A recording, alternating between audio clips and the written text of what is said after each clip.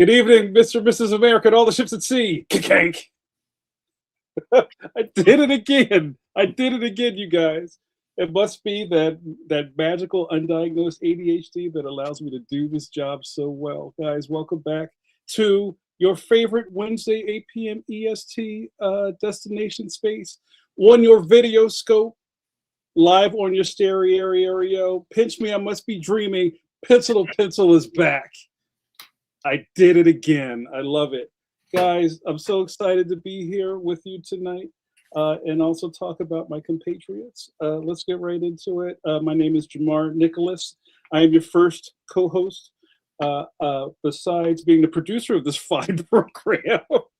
I am also the second vice president of the National Cartoon Society. Celebrate the 80th anniversary of the NCS this summer as we invade Columbus, Ohio, to crown our next Cartoonist of the Year at the Rubin Award and Conference. Join us, why don't you?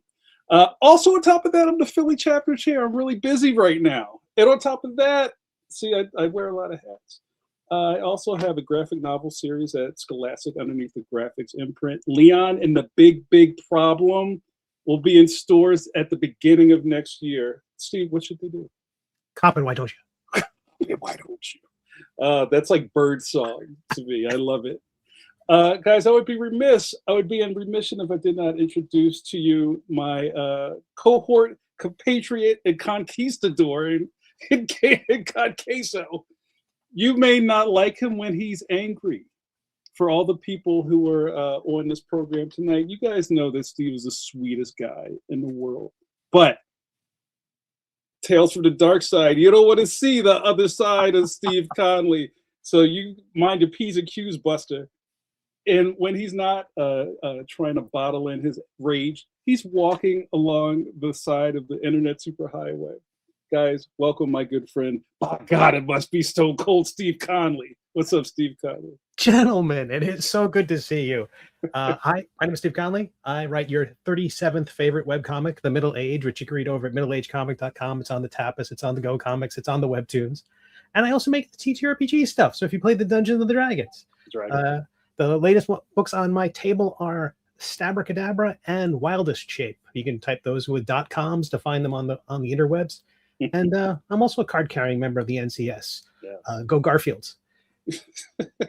I would be remiss if I didn't introduce the Tower of Power, the Man of the Hour, Too Sweet to Be Sour, the Maestro of Mark Making, Darkhawk's Daddy, the Magnificent, the Mercurial, the another M word, the Magnanimous, Mike Manley, the Maestro. Oh, hello. I am the drawer of childhoods. Those traumatic nightmares that trouble you at night, they're probably my fault. There's probably some bad perspective or anatomy that's coming up, haunting you. Oh my Why God. is that hand so poorly drawn? No. Mommy, fix the perspective. Is that what goes bump in the night? It's you in my closet telling me. That's right. You're bumping in the night because the perspective is incorrect. You're trying to cross a room, but somehow the floor doesn't match your perspective. Now I'm hearing you do this in like a Vincent Price Thriller voice.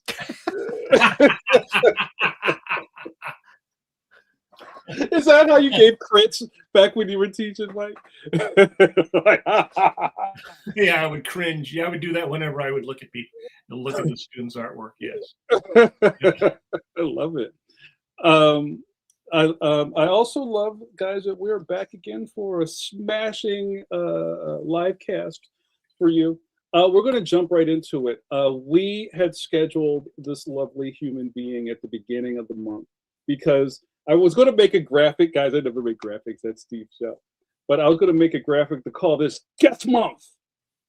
Guest Month, right? Because last month was Draw and Jaws, right? This was Guest Month. Every week we've had a guest in April. So not only does April bring, well, showers, right? It also brings guests. And CARLA SPEED McNEIL was supposed to be our guest on the first, but somebody wound up being sick. And Steve, how are you feeling? 100%. Like I said before, I could do this all day. I can podcast all day. I love it. Well, we no rest for the wicked. We have with you tonight the lovely CARLA SPEED McNEIL. Let me clear the screen of all this detritus. Let me see now. I was doing so well, and then I just fumbled at the one here. But I'm really excited to talk to her. We usually do a lot of banter, but I just, we have a lot to catch up on. So I think we're just going to jump right into this. So, guys, if this is your first time watching this live cast, this isn't just for looky-loos. This isn't just for tire kickers. You can interact with us if you're watching live. If you're watching this later, then you can just type to yourself. There's nothing wrong with that. But go to your lonely room and type to yourself. Journaling is a fine thing to do. What are you doing in there? Are you typing to yourself again? Ma, no, don't open the door. Yes, you can type to us, ask us questions, ask our guests questions, and you may learn something before you're done. So let me get us ready for rendering. Guys, I'm very excited to bring in our good buddy and master cartoonist, CARLA SPEED McNEIL. Let's render her. Ping! I did it. Hi. Hello. Hey, hello. One more time where I didn't transmogrify the guests, so I'm happy with that. You didn't come in with 3 heads or something. The rendering process is complete. You never know. 3 heads might come in handy.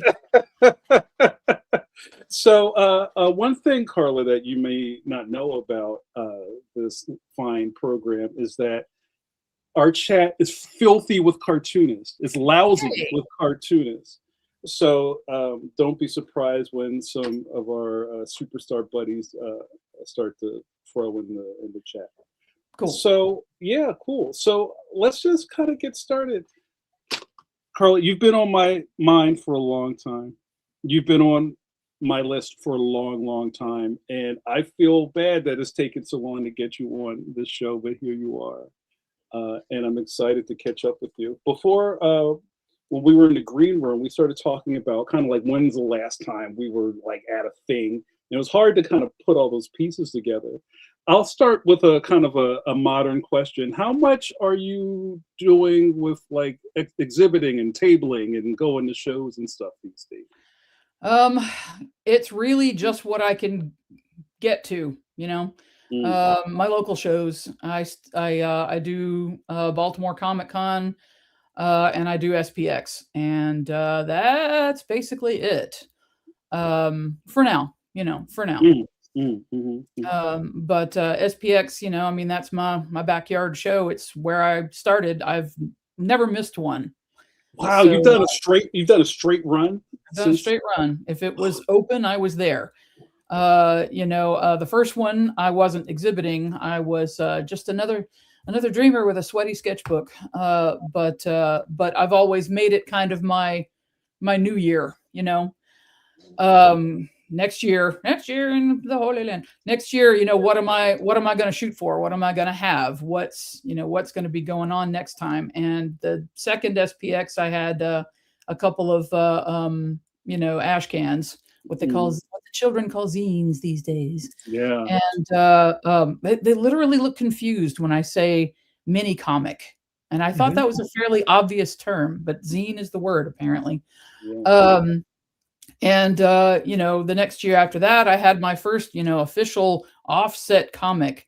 So technically this fall is 30 years for me. Wow. But, you know, as with many things, there have been many firsts. So, you know, it certainly was not the first year I made a profit. So, so, you know, wherever you want to put that anniversary is fine with me.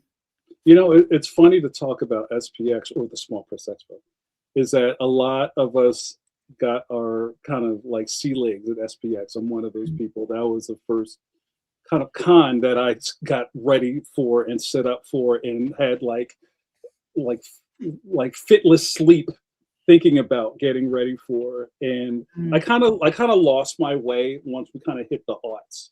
You know, like I was strong in the 90s, like in the late 90s. I mean, the show kind of started in 97 or something like that, right? Same. 96, right. And then I felt like, and maybe this is just old man yelling at clouds talk, but I felt like it started to shift somewhere like in the aughts, like the maybe I got older and the new attendees got younger or something, but I felt like we had our tribe, to use that word. Well, you had another generation come in. Yes, that's what happened. You know, like I didn't have a bullet belt. You know what I mean? Or a sleeve of tattoos, and I was just like, wait, is this not for me anymore? Is SPX not for me? But how have you felt that SPX has kind of changed over the years? Carla, have you been? Oh, sure it has. I mean, how could it not? There's always going to be, you know, like Mike says, you know, new generations coming in. You know, new trends, all that other kind of stuff. But I think there's still a place in it for you know, for the likes of me. I still have my regulars. I still have you know, a lot of people walking by going, "Oh yeah, that's that thing. What's this thing? What's this thing?" And then I can go, you know, like I did, you know, on the very first day, and I feel young again. You know, yeah, you know, when people walk up and like, "I think I've heard of this. Have I heard of this? What is this?" And I go, "This is when I need my magical elevator pitch that will cause money to come from you to me," you know. And I'm still just kind of like, bleh, when it comes to Finder anyway. I that, you know, that was the book I started with, and it's just I shook my skull, and everything that fell out is what went into that book. And I still, for the life of me, cannot sum it up in a nice, easy, comfy pitch, no matter what I try. It helps that it's beautiful, right? That's kind of, that brings people over, I think. think God, this was- I hope so. I think when I first saw your work, it was at SPX. It might have been that first year you were exhibiting, and I was immediately knocked out by how professional. Because SPX is, for people who don't know, Small Press Expo, SPX. It's in suburban Washington D.C. It's on the metro if you're in the D.C. area, and it was like the big indie event before. When you still said indie. Yeah. Yeah, and it still is. I mean, because I know that, for instance, like I happen to know that the show is curated now. Like you have to apply to be in there, but there was like that's half the room, and half the room is like people who have just been there, who like have been like kind of the heart of SPX from the beginning. And I remember them mentioning you specifically by name, Carla, when they were talking about that kind of the grandparented in. As like you get like a table that's like it's part of the thing, because it's like it's almost like not SPX without you. Aw. So yeah, I think that's a perfectly brilliant choice on their part. Yeah, that's fantastic. Go ahead. It still Carla. feels like a very handmade place, though. I mean, there's still a show prize for mini comics, and or excuse me, zines. And still tons of people just show up, with just that. I mean, I think it still has a whole lot of layers to it. Maybe one more rotation around SPX and kind of about how things have changed over the time. What was very exciting to me when I first started was kind of being in this place where it was almost like the river kind of dumped all these cartoonists into one space. Yeah. In a very small Holiday Inn in Bethesda, Maryland. Right. And this kind of maybe polluted my thoughts about how the business worked, because it's like, and this is like real, like, holy crap, Frank Miller's over there talking to Evan Dorkin, and like, Dave Lapham's having a beer with, so, it was so inclusive. Yeah. And then when I started doing kind of like mainstream shows like Wizard World and things like that, it was not like that at all. No. And I was a little disillusioned by it, but I was wondering if, and because especially I've kind of like fell out of SPX over the years, did the mainstream try to, maybe invade is probably a harsh word to use for SPX, like that all of a sudden you start seeing kind of like Hollywood types start to walk around SPX, or like literary agents walking around SPX? It's not the same kind of people in the aisles as it used to be. No, I don't. If there have been, they're very carefully disguised. They're wearing their Groucho nose and just becoming, because they want some oddball comics. I think mostly that crowd has you can find them stalking the halls at New York City Comic Con, where they only have a short train ride to get to wherever it is they're going. Sure. You see the bigger indie publishers like Fantagraphics and Top Shelf at SPX, but you don't see anything bigger than that. So no, I think it still has. I think it's primarily still a comics and art kind of joint. And I love that is kind of, I don't know, begat so many other type of shows. Like there's stuff that exists now that I haven't been to, like CXC. I want to get out to that, and TCAP is really. I miss Heroes Con. Oh yeah, Heroes is great. This might be a perfect time, because I don't want to bogart all the questions, because you're for everyone. But I think this could be a great time to segue into your, as we like to call, origin story. Because these are things that I don't even know about. So kind of like, how did you find yourself at a table at SPX? And, what were you doing before that, and how'd you get started doing comics? So far back, I don't remember. I hatched from an egg, burst out of a pumpkin. I don't know. I forget exactly how I found out about the show, but it was one of those, everybody I knew turned to me and said, damn it, you need to go to that one. So instead of, sitting in my house and whining about how I'd really love comics and I would love to do comics and all this other kind of thing. So it was like, then the ADHD kicked in, and I had to have something to actually show people. And it was just kind of like, quick. kick some ideas into a new pair of shoes and get them out on stage as quickly as possible. And I just wanted to go to see what was there. What was I doing beforehand? I honestly don't remember. Working in bookstores, doing that kind of thing. Actually, yeah, that's what I was doing. I was working in, does everybody remember Borders? That was my last punch clock job. And I was working there back when it was still run by English majors, before the race to the top that burned them out and left Barnes and Noble as the last big box bookstore standing. But it was a really, now that one, I can tell you, that one changed the tenor of the place very rapidly, but that's all over and done with in it now anyway. So, whatever. Were you cartooning the whole time? Yeah. I technically have a degree in painting and I can't paint worth beans. I graduated because I had a couple of extraordinarily forgiving teachers that were kind of won over by productivity. Because if they made me stick to their prompts, I would turn in one or two grudgingly half completed paintings. But if they just let me do whatever the hell I wanted, guilt would kick in and I would just make stacks of drawings of comics of, this and that and whatever. And I just bring in these great big piles of things and they'd go, there to this day, there is still no illustration major at my alma mater. Yay. So, what school was that? LSU, baby. Oh, wow. But state college, what are you going to do? And so, but basically they just, after a certain point, they just let me do whatever the hell I wanted to do as long as I did a lot of it. And they just sort of smiled perplexedly at my piles of things. And they'd ask me questions every once in a while. And I'd go, blah, blah, blah, blah, blah. And they'd go, again. And every once in a while, they'd bring in something that they thought maybe I could relate to. And it was never illustration based. It was always some, movement in gallery art that had a vague narrative structure. But it was never, never Norman Rockwell, never anybody who was actually trying to tell a story with a single image or, anything like that. So I would just go, yeah, blah, blah, blah, blah, blah. And they'd look perplexed again. And that would be the end of that conversation. But they did let me graduate. So to them, I am grateful.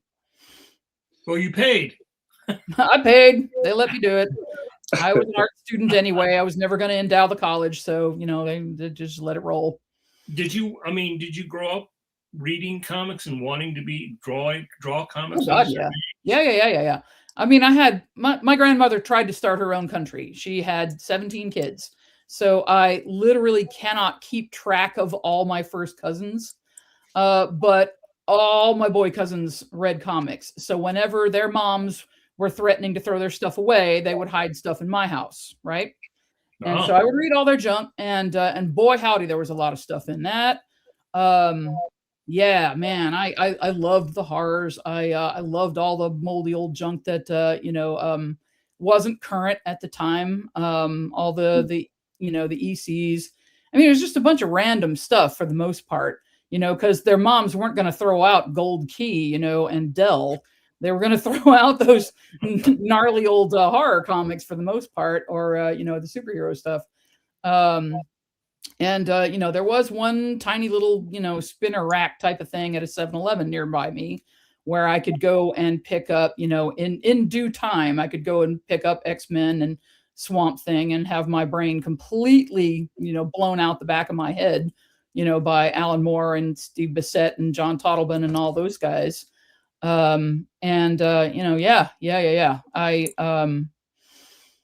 loved that stuff from very early on, and just had no image, as I think most of us don't when we are young, of what it would be like to try to do that for a living, or do that, as an ongoing job type of thing at all. It's funny. A couple of years past that, I had, as many of us did, my first encounter with Paul Rubens doing his old club act, his first Pee Wee Herman show, which was way before Pee Wee's Playhouse. And I got my hands on some magazine that had an early interview with him. And it was the first time I ever saw a grown-ass man wearing, a cartoon T-shirt. It was Astro Boy. And I was just like, wow, who is this? Who is this strange being? Wow. And he had a lot of interesting things to say in that interview, because people were always, talking to him about, in that sort of condescending manner, is like, why are you into all of this kid stuff? Right. And, he was very frank about it. He's just like, look, children don't make toys. Children don't make cartoons. Children don't host TV shows. These are adult jobs. These are things grown-ups do, because, they don't just like leap out of the brains of, of preschoolers. They don't. We make them for them. And I was just like, okay, all right. I'm going to say something like that the next time somebody tells me why I've always got my nose in a comic book. All right, go Pee-wee. Yeah. So. Do you remember the first time you made your own story? No. It's funny. I tend to think of myself as a writer who draws now, but I think, like a lot of us, I had much less idea how to put a story together. So, it was just kind of like, for ages, it's like, okay, let me design this character. Okay, that's cool. Now what? I don't know. Okay, all right. This is kind of a cool idea. What if? How do I make that into a story? I don't know. Let's do some more drawings. And I think that was my big goal right from the get-go. Like, okay, all right. I kind of feel like the more I do, the better the art will get kind of on its own. I feel like I got a jump start on that one, but I don't know how to write. I have no idea. So I got to give myself as much time as I can scrape together to learn how to write. So I've got to kick some stuff to the curb. I got to stop fussing with my art so that I will have more time to figure out this whole writing thing. I don't think I really started writing until the day I sat down and said, okay, I'm just gonna take this stack of characters and, because they can all be kind of sort of sanded to fit and forced into one story together. And the main character of Finder is, this hairy beefcake dude called Jaeger, right? He was never intended to be my main character. He was just the only one who logically could go around and connect all of these other characters. And he became that by default. So I was just kind of like, okay, all right, let's just see where this dude goes. And he just kind of, took over, which is rough because he does not, as a character, he does not want to tell me what's going on in his head. He's not the talky kind. And, he wants to keep his mouth shut and not explain anything. And I think that has lent him an air of Fonzie-like mystery, which is cool, but has made me work extra hard to try to figure out how to tell stories with him. So what were you reading during that time? Like, you were what, high school? I am assuming around this time when you were thinking of this stuff was percolating. So what were you reading? Were you reading things on writing, or were you, how were you building that other side? Well, I never took a creative writing course. I'm not entirely sure where I would have located one. Maybe there were some. It was a big college, but I really didn't have much of an idea. I mean, I've always been a voracious reader. I remember having an extremely old copy of Stephen King's book on writing. Past a certain point. At some point, I got my hands on, everybody's favorite Joseph Campbell, but I didn't really find his analysis all that useful. Analysis is all very well once you've got something. Analysis, I thought, for me anyway, I find makes it easier to tell what I've got. Like, okay, I just blurted out all these drawings. I just, yomped out all of these ideas. What is this? What can I make with this? Is this cooking or is this sewing? I don't know what kind of story this is. And that for me is when the analysis part kicks in. You go, okay, well, you got these parts and these parts. You could do a harrowing revenge story with this. You've got this and you've got this and you've got that. This is an innocent children's story, stuff like that. But it's taken simply ages to get to that point where I can, get an idea and say, okay, what is this idea for? What am I going to do with this? We have a question. Being self-taught is not as romantic as people think. We've got a question here from America's Tom Zoller over on the YouTubes. Does Carla write a script before she draws? Write as she draws? What's the process? Yes, and I will attempt to explain. I've never been able to do like a whole script beginning to end of an entire graphic novel. I tried real hard with this one that I'm working on now.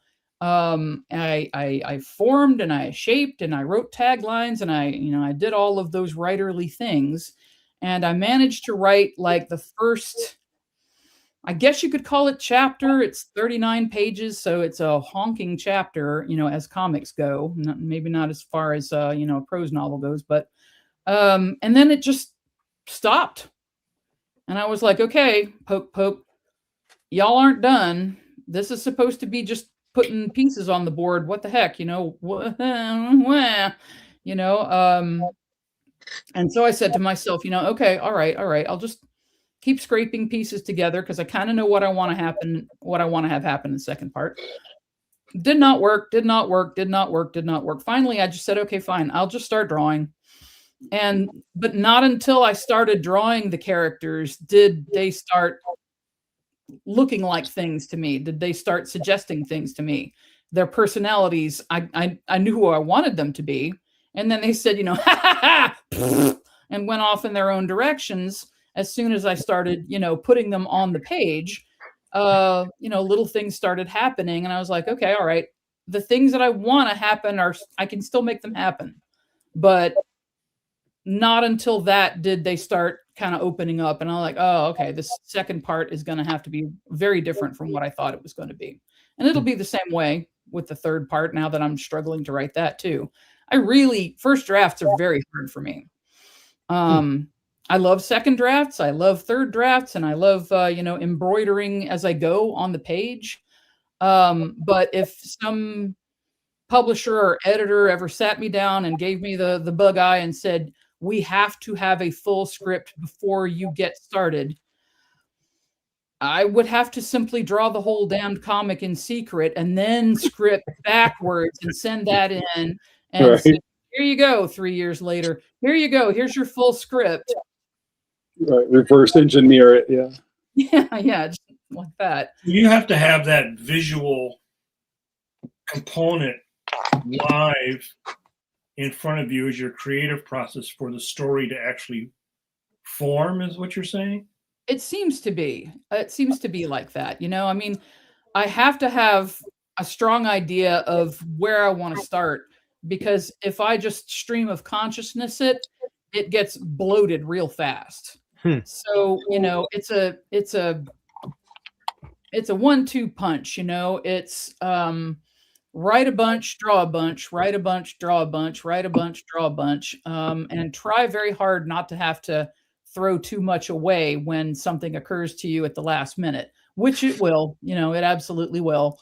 If I can pencil a whole bunch of pages all in one go, I don't cry if I have to change something, if something radically different occurs to me and I go, you know what, it really would be better if I did this thing instead. If I get all the way to inks and go, oh man, this thing just suddenly hatched in my skull and I really want it to go that way and I'm going to have to change a whole bunch of stuff. Yeah, hate that. But it does happen. So, have you ever worked from somebody else's script? oh yeah, lots of times. I have done a So lot of did you- collaborations. Did that then inform your process because you saw the whole story? You had it all there from when you started. Well, I mean, that's somebody else's headache, if they've popped out a whole script for me, then that's fine.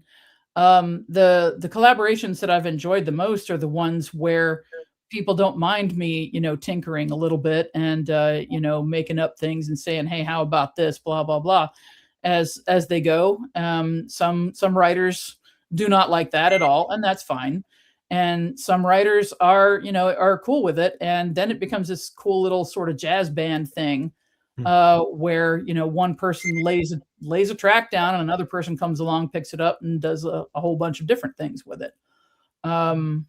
But either way, it's fine. If I like the story, I'm good. That keys into Paul's question, Steve. I don't know if you want to throw that up. We're on this track right now.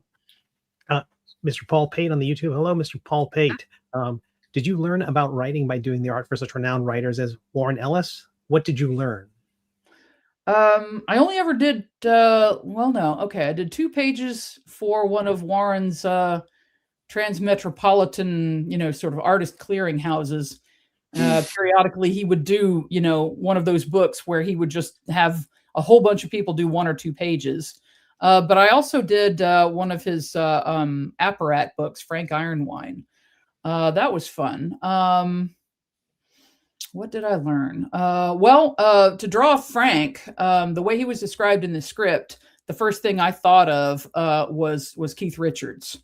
Because Keith Richards Frank was supposed to have been a heavy man who is now skeletal. So he's wearing suits that don't fit, and he has an enormous collection of extraordinarily ugly ties, and he's just a mess. And skeletal, okay, been beat up by life quite a bit. Okay, all right, cool. I ended up having to sculpt a little clay head with all the deep pits and fissures and stuff like that, because he's got like big cheekbones and a prominent nose and all that stuff, hollow eyes.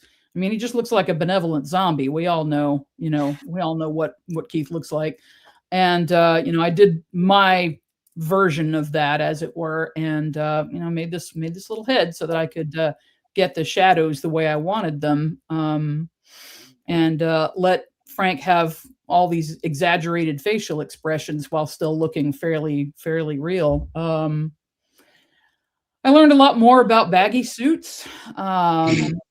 Suits have a kind of funny anatomy of their own. They're meant to make a man's body look a certain way.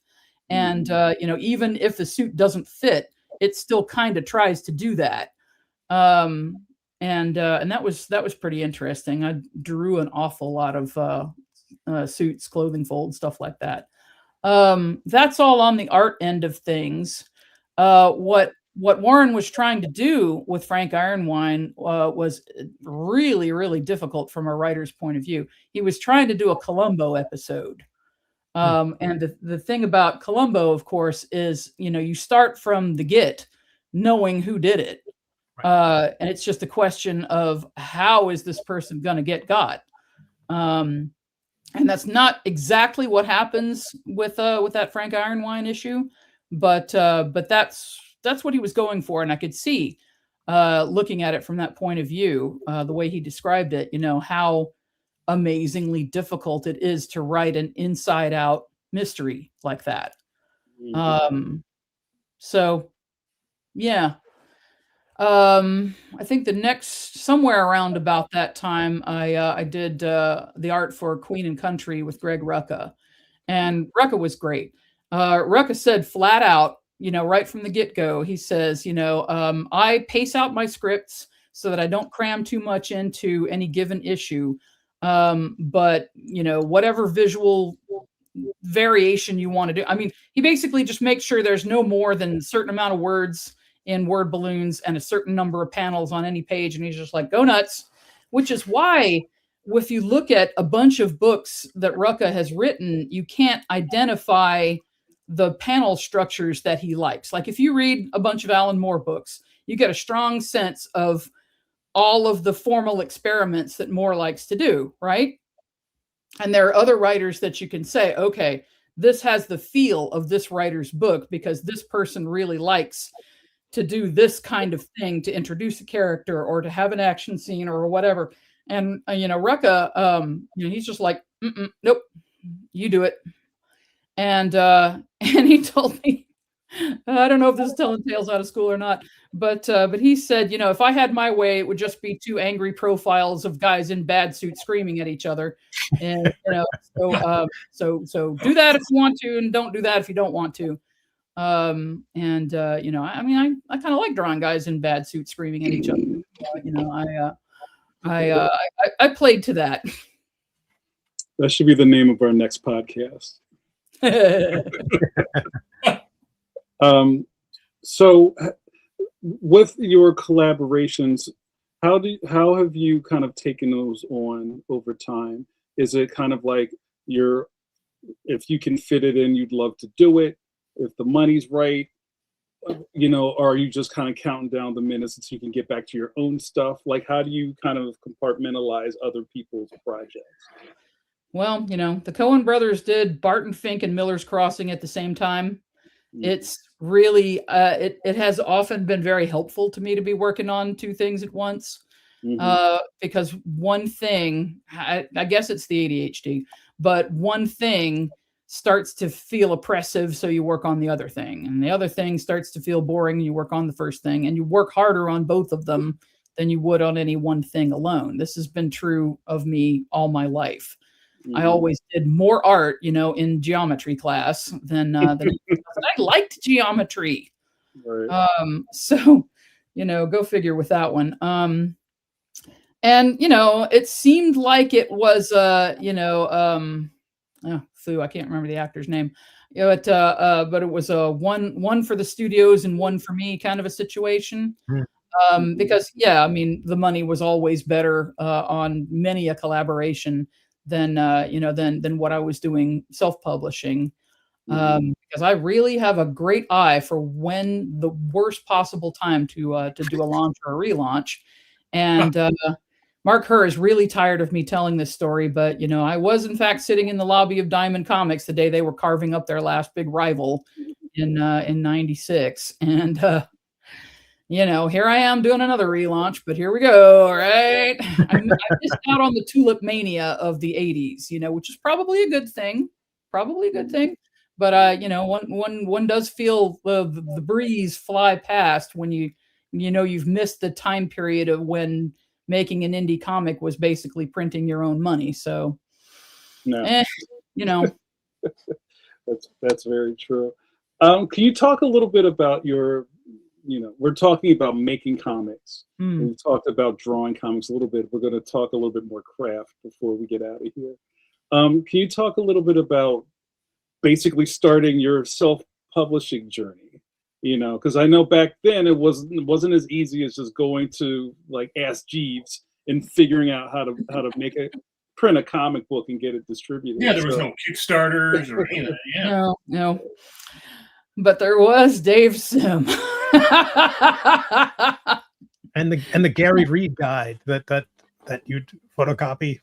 And back then, he spent an awful lot of time saying, stop coming to me and asking me questions about self-publishing. If you don't have a book, do the book and then come ask me questions about it. It was actually pretty good advice. And so I was just kind of like, okay, and I got some tools that I'd never played with and honestly did not even know how to draw a straight line with a ruler. Didn't know. Couldn't do it. Freehanded my my panel borders. I am not Walt Kelly. I cannot make it look pretty back then. And just started that way and said, okay, all right. The cool thing about my family, and there are some cool things about them, is that they were all independent professionals, one kind or another. And so the fact that I was starting by saying, okay, I'm going to do this on my own, because, I don't know any other way to start. They were actually really supportive because, if I'd, gone off to, get a job. I don't even know where you would have gotten a job. I mean, I don't know. Have there ever really been studio jobs in comics? I don't think there are. But if there were, I would have gotten a lot of stern lectures about how you never get anywhere working for the man. But as it was, as a self-publisher, they were all just kind of like, okay, cool. As long as I could discuss Schedule C tax forms and what it took to find a decent price on printing so that your cover price could work. You could hit a sweet spot. If I could talk about that stuff with my family, I was a member of the club. They knew what I meant and they were supportive. They gave me seed money. They did all kinds of things like that. So that was actually really cool. And therefore, that was the only thing that was the only approach I really could understand.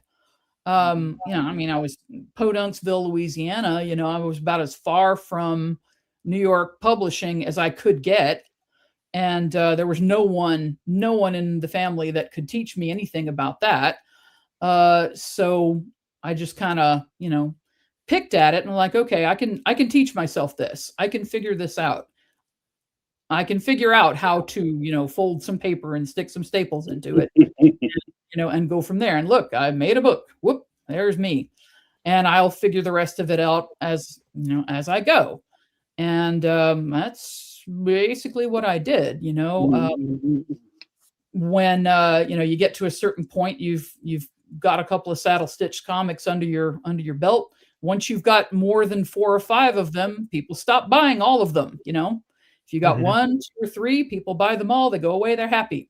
You've got 4, 5, and 6, people buy 1. And now you're not happy. So now it's time to do that first trade paperback. And then for a while, everything's great. People buy that trade paperback and everything's happy. You get 2 trade paperbacks. People buy both of them. Everybody's happy. You get 3, 4, 5. Nobody's happy anymore because they're like, which is the first one? You go, but that's the bad one. That's the one that's all ugly and stuff. And they go, yeah, but I want to start at the beginning. And you go, yeah, but I tried really hard to make each of these stories stand on its own. Like, yeah, but I want the first one. Fine. Here's the first one. But they don't want the rest of them. Mm-hmm. I love that. That's I think that's what I was looking for. Right? It's just kind of this journey kind of creates its own. Oh, it's been a journey.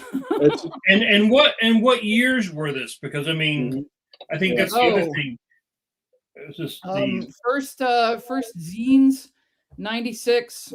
First offset printed saddle stitch book, 97.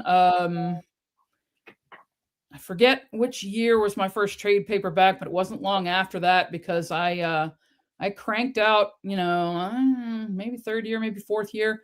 And after that, I tried really, really hard to do a trade paperback a year. And for about 10 years, I did that. Wow. And then I was at Stumptown in Portland. I miss Stumptown. And I was at a panel, and somebody poked up a hand and said, "Have you ever been courted by a publisher?" I was talking about self-publishing. Haven't you ever been? Did you just turn them all down? And I said, no. I actually got a rejection letter from a publisher without actually having submitted anything to them once. Crowd laughs at that one. And then somebody poked up a hand from the other side of the room and said, "Would you like to be courted by a publisher?" And I said, sure. And that turned out to be Dark Horse. And so I was just kind of like, well, I guess I should be courted by other publishers too before I just settle on this one. And nobody else poked up a hand. So Dark Horse was. Wow. And they took all of my trade paperbacks and made big fat books out of them. And all of a sudden everybody was happy again. Like this? Yep. Like that. Yeah. Are you still connected with Dark Horse now in their current I don't know. My former editor is still there, and he's very excited. He's like, anytime you want to do another thing, blah blah blah, get in touch. I'm like, okay, all right, I will talk. But I'm in Portland in so long, it's not even funny. So I'm curious. And how about learning the craft of cartooning? How were you learning, what size to work, what pens to use? How were you teaching yourself, glomming that information? Was that from the internet, or going to cons, or talking to other Well, the artists? internet didn't exist at the time, not in any practical way. I honestly did just buy the junk that Dave Sims said buy in the inside front cover of Cerebus, and I went and got a Hunt 102 nib and some black ink and some Bristol board, and found out very quickly how much I did not like the crow quill. I like them better now, but it was a very difficult instrument just to start with. Somewhere in the first 6 months, I just said, you know what, the hell with this thing, threw it away, and got a remarkably tiny brush. As it turns out, most people who ink with a brush ink with a much fatter, tip that has more ink in the belly than I was using, and I was using like a size 0 instead of a 2 or a 4 or something like that, because it looked like it was about the size of a pencil lead, Right. So I went and got that. And the thing that made inking with a brush possible for me, the thing that made it really much easier was using effectively a flat inkstone, which makes it sound more romantic than it is. What it actually was a Best Western ashtray. I would just dump a little bit of ink in the bottom of this Best Western ashtray, and dink my tiny little brush bristles in there, and then chisel it up on the tip. And that way I always had a consistent amount of ink in the brush, and I didn't dunk it down into the neck of the bottle way past the ferrule and end up looking like Huck Finn trying to paint a board fence. I didn't have to worry about that. And I'd read something about a bunch of the old timer, the greats having to struggle to get their ink black enough for themselves, because in the old days when things had to be photographed rather than scanned or photocopied, that it was really hard to get your solid blacks black enough to not look terrible once they were reproduced. Well, that just sort of happens naturally when you're dealing with a little slick of ink in the bottom of an ashtray. So that helped. And learning how to control the thick and thin with a soft brush was much easier for me than trying to learn how to do it with a hard nib. Everybody's different. Everybody's tools are going to be different. I found out fairly late in the game, it felt like to me, that the live area was supposed to be 10 by 15, and then these foggy proportions for the rest of it. I'd never even seen a Blue Line Pro page at the time. But, once I started working that size, I hated it so much, because I don't have a natural sense the way some people do of where solid black should go. Alex Toth, imparted none of his soul to me, unfortunately. And I just, I was just kind of like, okay, Jaime Hernandez, tell me what to do. Give every character black hair and black boots. Okay, all right. But that still didn't really tell me where to put things. So I spent a lot of time noodling around with cross-hatching, which takes forever, but is so meditative for me. It really makes the walls go away. But when you're doing that on a 10 by 15 barn door, it takes a long time. And when it is reduced, most of that fills in anyway. And so it seems like a waste of time. Well, at the time, Michael Cohen was still doing his magazine Mythography. And he calls me up one afternoon and is like, hey, where's my story? And I'm like, what? And he says, you said you'd do a story for me. You said you'd do me 8 pages for issue whatever. And I said, oh, did I? And when do you need that? Monday. Oh, cool. So I said, do it. And I said to myself, okay, if doing the pages exactly the same size as they will finally be printed was good enough for Art Spiegelman, it ought to be good enough for anybody. So I busted out 8 pages of exactly the size that they would appear in the magazine over a weekend. And when it was printed, I didn't hate it. I didn't hate it. If the lettering wasn't so big and gawky, I would have liked it a whole lot better.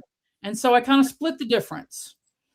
And so now, when I sit down to do my pencils, I do them on sheets of legal paper. That's Hold just on. I'm going to give you the screen. Go ahead. that's the size. Uh-huh. And it ends up on a sheet of paper about this big, which is only 14 inches long from here to here. And it's about 9.5 on the short side. And that hit the sweet spot for me.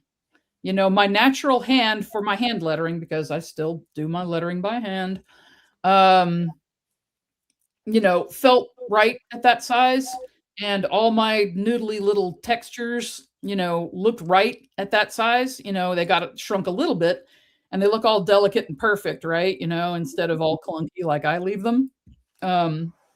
But that size has worked for me pretty much ever since. So, as long as you got the proportions right, the actual size of the actual page doesn't matter much. It's what's good for you. If you're Steve Rude and you really get that whole arm thing going like you're supposed to, like our art teachers try to teach us to do, then great, work big. That'll work better for you. But for the rest of us. Carla, how was your hand after all this time? Like, do you have any kind of like Popeye, man? So you're pretty solid, huh? After all this time, it's been fine. I did have carpal tunnel surgery ages ago, but honestly, that may have been as much a part of the process of having kids as anything else. At least that's what my doctor said. Really? Points at the kid on the floor and said, "Is that your first?" I said, "No." He said, "Well, for a lot of women, carpal is just a part of the process of having kids and getting old." I said, Wow. "Thanks." But basically that was it. That may have been my destiny from the get. And he frightened me into getting surgery, and it was the best thing I ever did for myself. Oh wow! So it's kind of preemptive in a way. I definitely had it. Oh, I definitely had it. But what told me that it wasn't necessarily a repetitive strain thing was the fact that it was worse in my left hand, and I'm right-handed. So I'm just kind of like, why should this be the bad hand? And the doctor's just kind of like, no one knows. It wasn't like an onset thing of keyboards, because you remember before everybody had computers, like doing that for 8 hours wasn't great for you. My mother was a legal secretary. She despaired all her life of my inability to type properly. She was one of the super secret secretaries back when they had the keys to the kingdom, one of those, Mad Men level secretaries where they actually run the whole place. And you better be nice to them or nothing will happen. It's like, making a secretary mad back then was like making a charge nurse mad. You were just done. You don't want enemies there. So you sort of learn with each project, you learned another aspect of, like, another piece in the puzzle, another matter of your and then when you would go to say someplace like SBX and you would see other people's art, did you learn from that? Like, oh, I see what they're doing. Oh, I could do that. Are you? Because there is that thing when you start seeing other people's art, right? Good. Like, I remember the first time I saw an original piece of comic book art was at a convention in Farmington, Michigan, and some guy had some pages, and he had like some Joe Sinnott inking Fantastic Four, and they were so perfect. Yeah, you can't imagine a human being. Like, the lettering's all crisp, and everything. It just looked like Jesus came down and said, "I make a page." So there's always that learning process of, like, where you are, and then you see somebody go, "Oh, I want that." I want to learn how to do that, and now, I mean, we're on this video scope, right? And everybody can go on YouTube and see them. But you you can't watch all the videos that are up on Process now. I mean, you could Isn't just it spend your wonderful? entire life, right? But there was that. And maybe I'm wrong, but I always felt like there was at that time was like SPX and indie or underground or whatever wherever you were on that side of the line. Mm. There were people that were crafts people, and then there were people who were makers.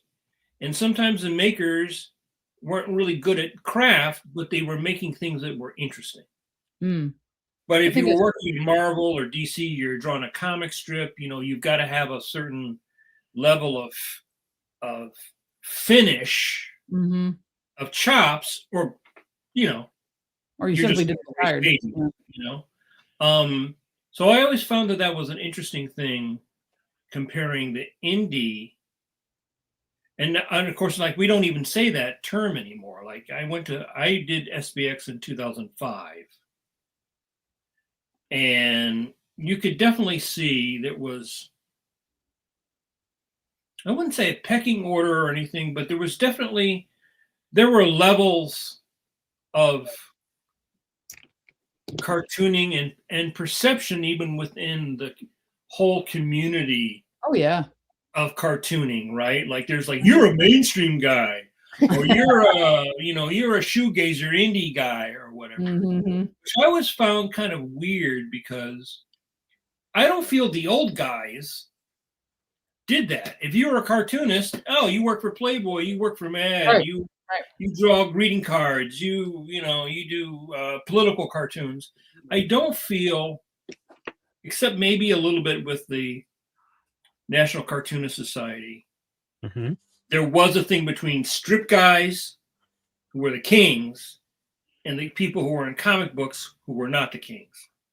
But I always felt within the after that generation, the people who were coming up in the 70s and the 80s and the 90s, that there was that, you're a mainstream guy, you're an indie guy. And now I think all the lines, it seems to me like they've all been erased. Mm.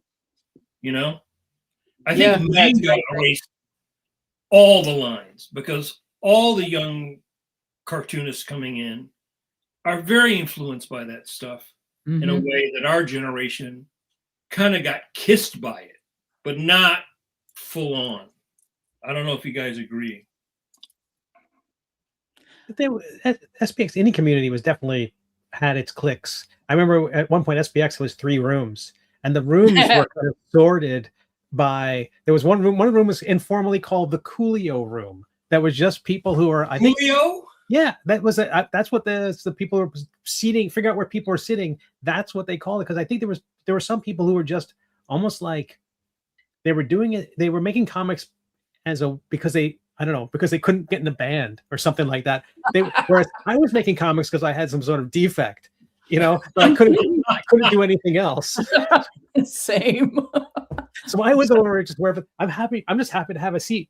I'm happy to be drawing my book. But yeah, there was always that. But I think amount of money people make is a big issue. The mainstream guys kind of felt like superstars, the spinner rack guys, the Marvel DC guys, because a lot of cartoonists, I don't think I felt that way. I don't know if Carla felt that way.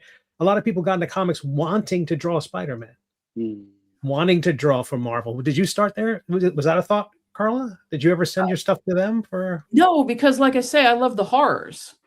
And I love the horror comics, and I would dig through a box to find an old House of Secrets or House of Mystery, if it had a gorgeous cover, and so many of them did, but I kind of didn't think about it that much. It's not that I'm a superhero snob. I love my X-Men. I read plenty of my Wonder Woman, all that stuff.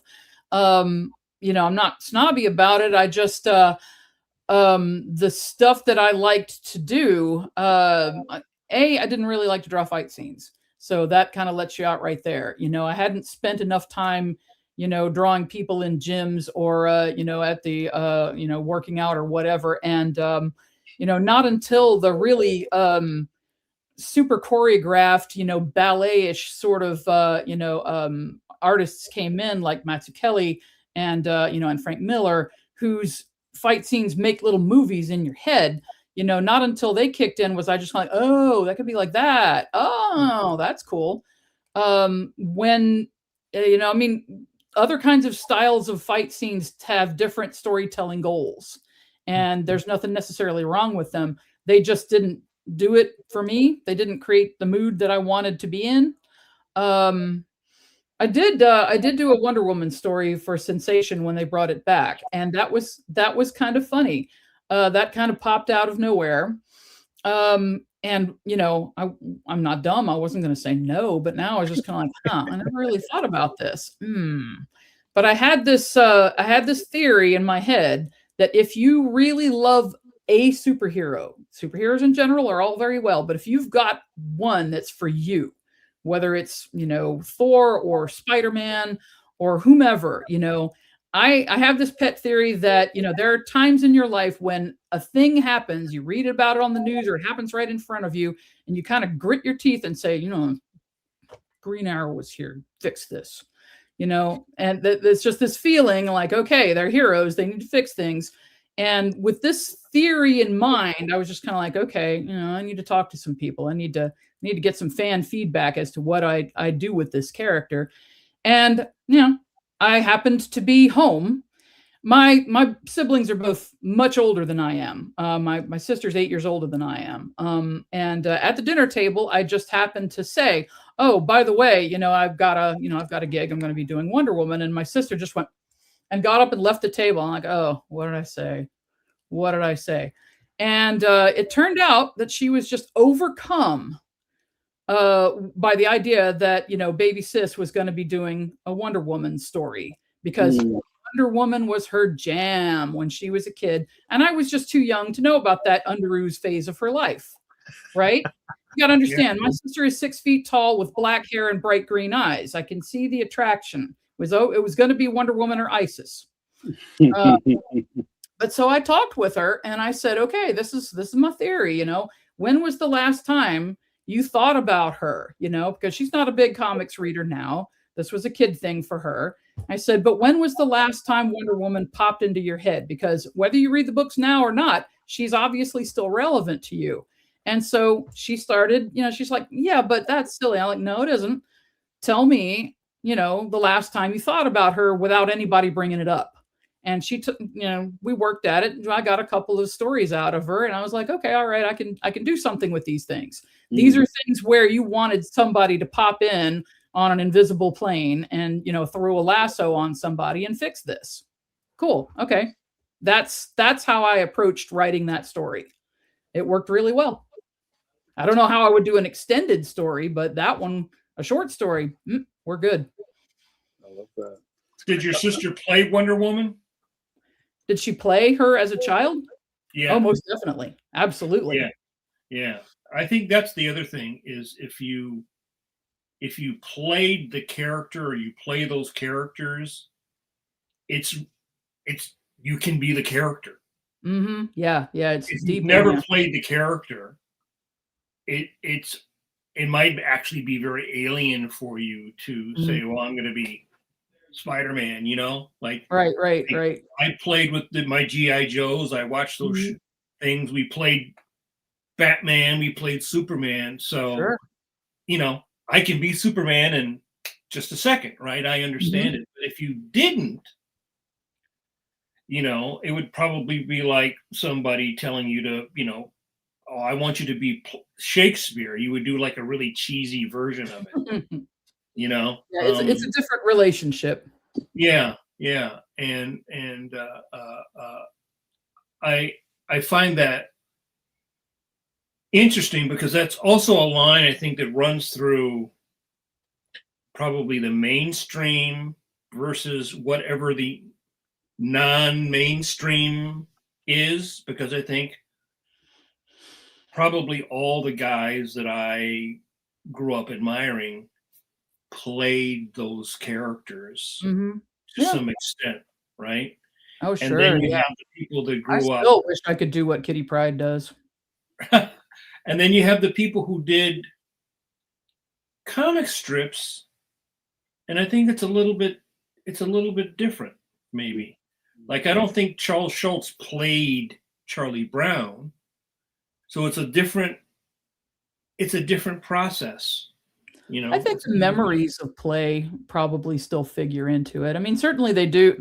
You cannot tell me that that memories of childhood don't make Calvin and Hobbes who they are. Oh, sure.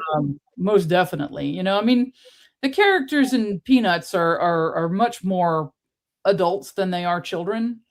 But they still feel very personal in different ways. And yet, oh heck, the first thing that my brain does is dump all the names of people out of my head. But I read a story not too long ago about a young Black cartoonist who was a fan of Charles Schultz's, as we all are, because of Franklin, because it was the first Black kid he saw in a comic strip.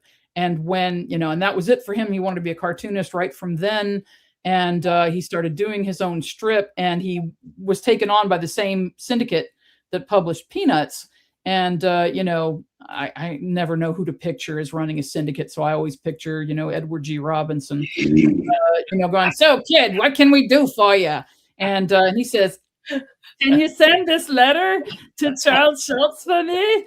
And in it, he had included a strip comic, where he'd made a Peanuts reference with his characters. And they're like, "Sure, kid, sure, whatever." And years later, when he finally got a chance to visit Schultz's studio, there it is on the wall. And they had a talk about the character, and Schultz kind of quietly said, "I never really, I have him in there because I felt he was important, but I never really knew what to do with him." And according to this interview, Schultz then asked this guy, "Another thing Franklin doesn't have is a last name. Can he have yours?" And so now Franklin's last name is Armstrong. Yeah, that's Rob Armstrong's story. Yeah. Oh man, my heart. Jumpstart. Yeah, what a great So beautiful. story. You imagine? You know what, Carla? Before we run out of time, because of we've been enjoying talking. There's a stack of questions in the chat, and I would love to do Question Palooza and just take the time we have left to talk about what you're working on these days. Sure. So this is what's going to happen. I hope you're ready. I hope you're prepared. Question Palooza has been activated. Stone Cold Steve Conley is going to ask you a battery of questions. Go, Steve. Try to keep your answers brief. Thank you. A baker's battery. Tristan on the YouTube. Hello, Tristan. Is there a particular study that you did for a comic book or a piece that's really stuck with you? A particular study. I'm not entirely sure what is meant by that, but I have studied the panel structure, the flow of the Hernandez brothers storytelling for years, trying to crack it. I'm still not entirely sure I've done that. But what they say is, they don't script. They just start drawing because they're geniuses. But if you finish a thing and you feel like, there needs to be something that happens in between this thing that I just drew and the next thing that happens, just leave the panel blank, leave half a page blank, figure it out later. And that seems to contribute in a really interesting way to the way they can jump around in a story and still bring it back together in a satisfying way. I hope that's what you mean by study. That's a thing that I have studied. That's great. Tristan follows up with, who's your favorite X-Men character? Kitty. Fantastic. Kitty. Mr. Paul Pate, what's your dream collaboration? Oh, God. JAMAR Nicholas. JAMAR Nicholas. Dead Man Mobius. Oh, wow. Wow. Can't have it. Yeah, but if there's if they find a pencil story, maybe you could ink it. Maybe. Paul, what's your favorite pony? Oh man, asking the tough questions. Mm-hmm. Let's go with Applejack. She's a country girl. Excellent. Sean Shai on Facebook. What has been the best change in comics during your career, and what are you most excited for in the future of comics? Great question. When in the first couple of years, every con I went to, like a nightmare, I would get the same couple of groups of people that come to my table. One would be the clench-jawed academic. Back then they had a clipboard. Now they have an iPad. And they would ask me grimly the same questions. What is it like to be a woman in a man's field? Like I just accidentally ticked the wrong box when I filled out a form. I'm like, I have no idea. I don't know how to answer that question. Would you like to buy a comic here? Have a free sample. The other group I would get were the exhausted mom and bored kids who would come to me at a table and drawn to me because obviously if I was a woman at a Comic Con selling comics, it must be kid friendly. And I would be like, no, go find Jill Thompson, go find Stan Sakai, go find, here's a map, take your children over there. And no, you don't want these for your kids. You don't, unless you're very open-minded, but honestly, I think they will bore them. All of that has changed. There are tons more women and girls doing comics. There are tons more people of color. There are tons more of everybody, just getting into it. And that has been amazing. So, now the moms come to me and look at my book and then go, oh, okay. All right, over here, let's go get some John Gallagher. Let's go get some of this. Let's go get some of that. Oh, look, JAMAR NICHOLAS. And, and everybody's happy. And then, I get the teenagers and the college kids, and that's all good. The fact that drawing comics was not cool when I was growing up, and it is cool now. In spite of everything going on in the world, it's still a thing that I'm very excited about, and it feels very, very positive. That's good. You wish Patreon existed in 1998? Yeah, I do. Crowdfunding has been a miracle. I don't know how I would have gotten myself back out of, my hole without it. It really has been a thing. So yeah, Patreon. Jen Hatchian in the YouTube question: do your inks go on the same paper as the pencils, or do you use a lightbox to ink on a different sheet? That's a second option thing. I built a lightbox out of a FedEx box and a light stick from Home Depot and a piece of plastic back in the day, and that was my lightbox for the longest old time. I dragged that ratty old thing everywhere I went.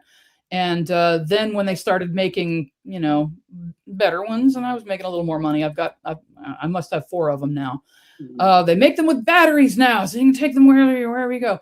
But not until I read, oh Lord, yeah, I can't remember authors' names worth beans right now. But I read somebody Impressive's book on Gus Arriola, Accidental Ambassador Gordo. Which was a strip comic that was only out in California and the Southwest in the 50s and 60s. Beautiful stuff. And it went from looking gorgeous because he was a Disney animator, to begin with, looking gorgeous in a certain way to looking extra gorgeous as he progressed.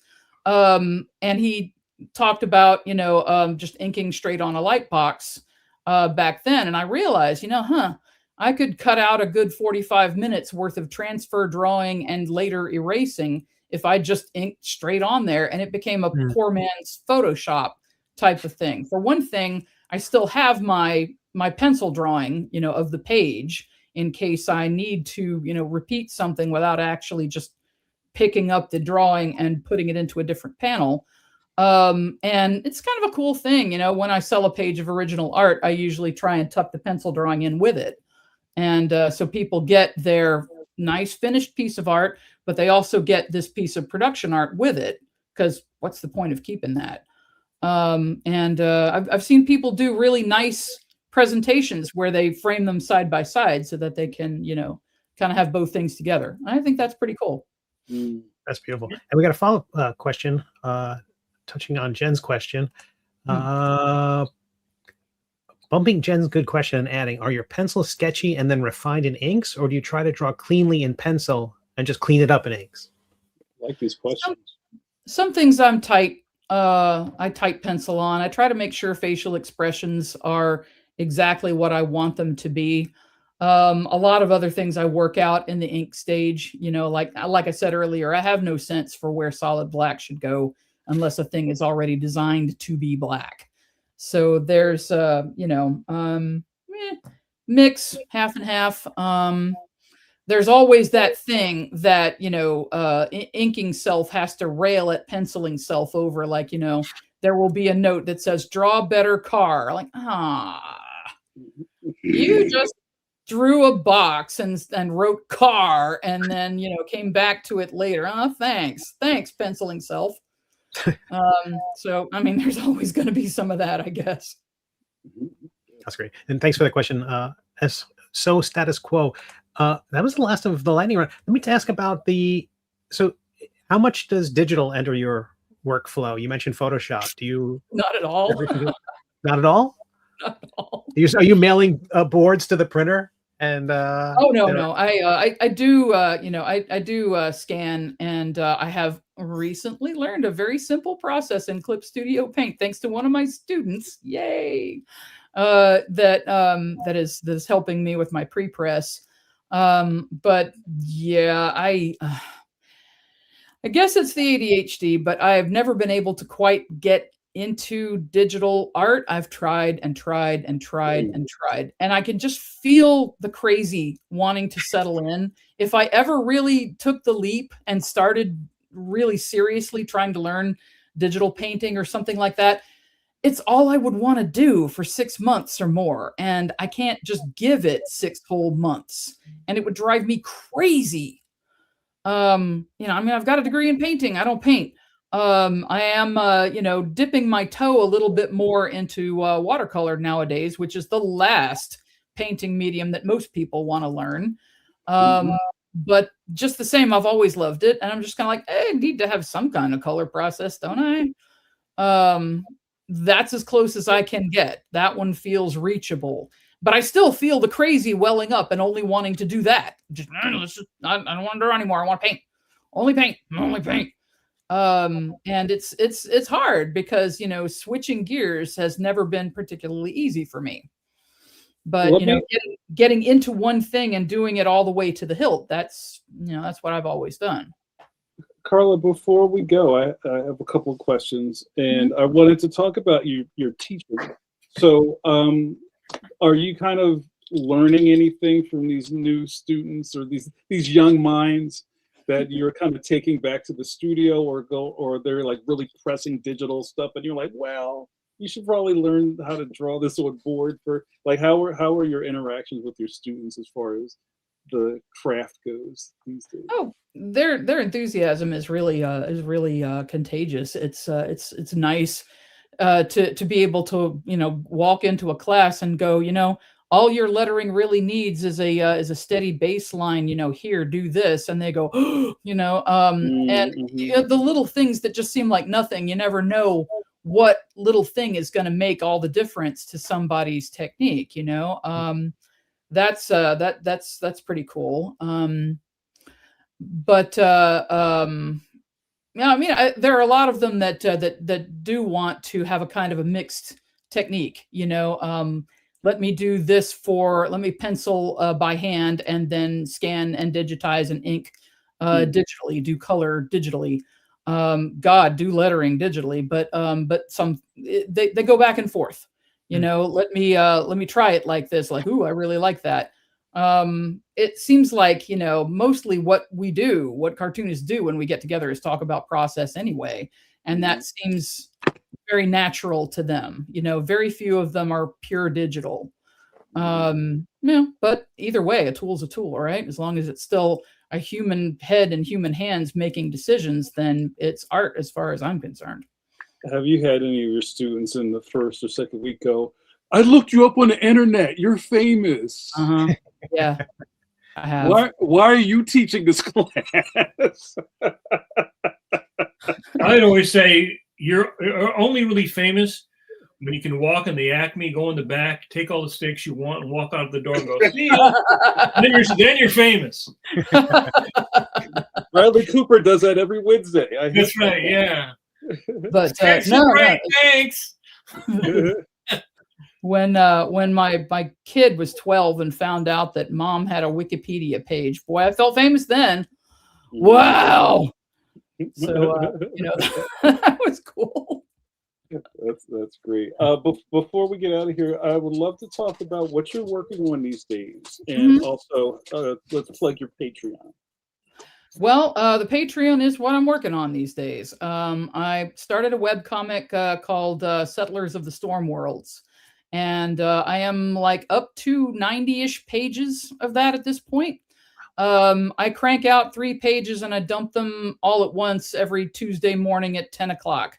And that week's pages, if you want to throw me a buck, yay, bless you. I know we're all broke and terrified. So anybody that can part with a buck or two for me, that's wonderful. If you can't, don't worry about it. The rest of those pages are free to read. If you ever get to a point where you can throw me a buck or two, then that would also be wonderful.